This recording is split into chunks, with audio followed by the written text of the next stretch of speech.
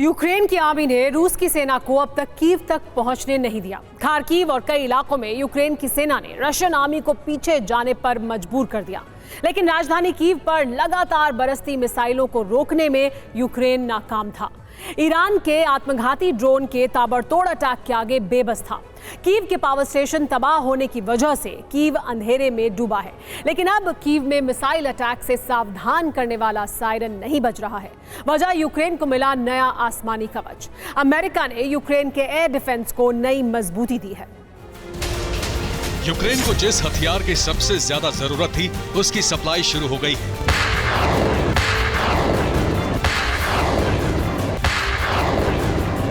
Kyiv को अंधेरे से निकालने के लिए यूक्रेन ने जिस कवच की मांग की थी, वो मिल गया है।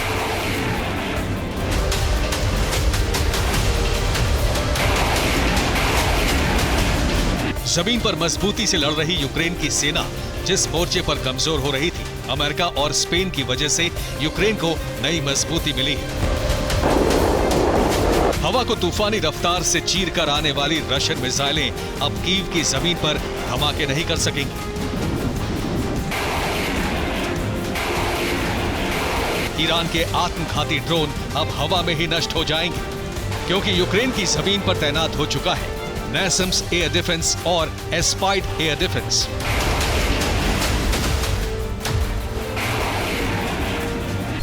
यूक्रेन को नैसम्स यानी national advanced surface to air missile system मिला है। स्पेन ने यूक्रेन को made in Italy Aspide air defence system की सप्लाई दी है। जर्मनी का IRIS-T एयर डिफेंस सिस्टम पहले से यूक्रेन की सुरक्षा में तैनात है। क्रीमिया ब्रिज पर धमाके के बाद से रूस लगातार कीव पर मिसाइलों से हमले कर रहा था। इसके बाद ही ज़ेलेंस्की नेटो देशों से एयर डिफेंस की मांग कर रहे थे।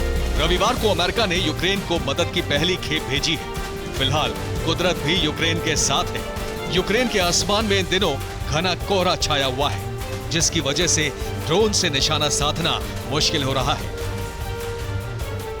नैसम्स मीडियम रेंज का एयर डिफेंस सिस्टम है। नैसम्स अपने 30 से 50 किलोमीटर इलाके में सुरक्षा देता है। किसी छोटे शहर की सुरक्षा के लिए एक नैसम काफी है। इस मिसाइल सिस्टम को नॉर्वे और अमेरिका ने मिलकर बनाया है।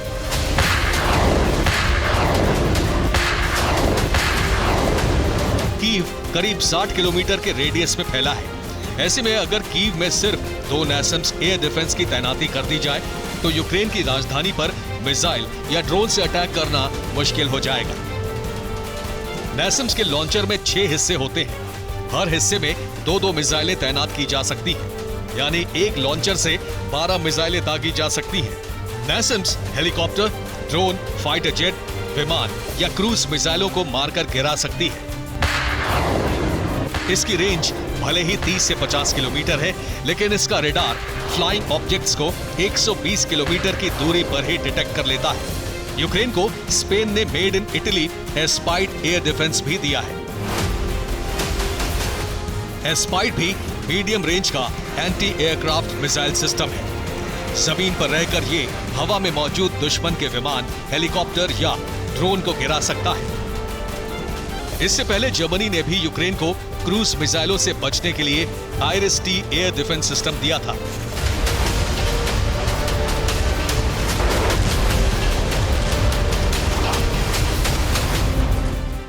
IRIS-T मीडियम रेंज का एयर डिफेंस सिस्टम है। इसकी रेंज करीब 40 किलोमीटर की होती है। ये हवा में 20 किलोमीटर की ऊंचाई पर मिसाइलों को नष्ट करता है। ये मिसाइल सिस्टम को 360 डिग्री लॉन्चर के साथ तैनात किया जाता है। IRIS-T एयर डिफेंस सिस्टम एक ही बार में कई लक्ष्यों को निशाना बना सकता है। जर्मनी का IRIS-T डिफेंस सिस्टम 3 ट्रकों पर लोड होता है। पहले ट्रक पर सिर्फ रेडार होता है। ये 250 किलोमीटर के एरिया पर हर तरफ नजर रखता है। दूसरे ट्रक पर लॉजिस्टिक यूनिट होती है और तीसरे ट्रक से मिसाइल फायर होती है।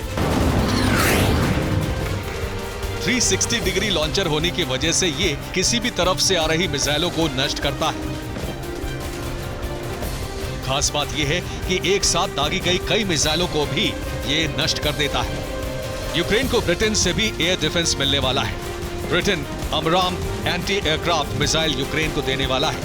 अमेरिका यूक्रेन को हॉक एयर डिफेंस भी दे सकता है। Hawk interceptor missile Stinger missile system का अपग्रेड वर्जन होगा। ये कम दूरी का एयर डिफेंस सिस्टम है जिसका इस्तेमाल यूक्रेनी सेना पहले से ही कर रही है और अब इसे अपग्रेड किया गया है। रूस के पास दुनिया का सबसे अच्छा S-400 एयर डिफेंस है, तो वहीं दूसरी तरफ रूस ने BOK M3 और BOK M2 को तैनात किया है। अमेरिका और नेटो देशों ने एयर डिफेंस देने की रफ्तार तेज की तो निश्चित तौर पर रूस के लिए ईरान से ड्रोन खरीदना घाटे का सौदा साबित होगा। अमेरिका ने एयर डिफेंस देकर रूस की बौखलाहट को एक बार फिर बढ़ा दिया है। रूस ने एक बार फिर पश्चिमी देशों को गंभीर अंजाम भुगतने की चेतावनी दी है। Bureau report, TV9 Bharatvarsh.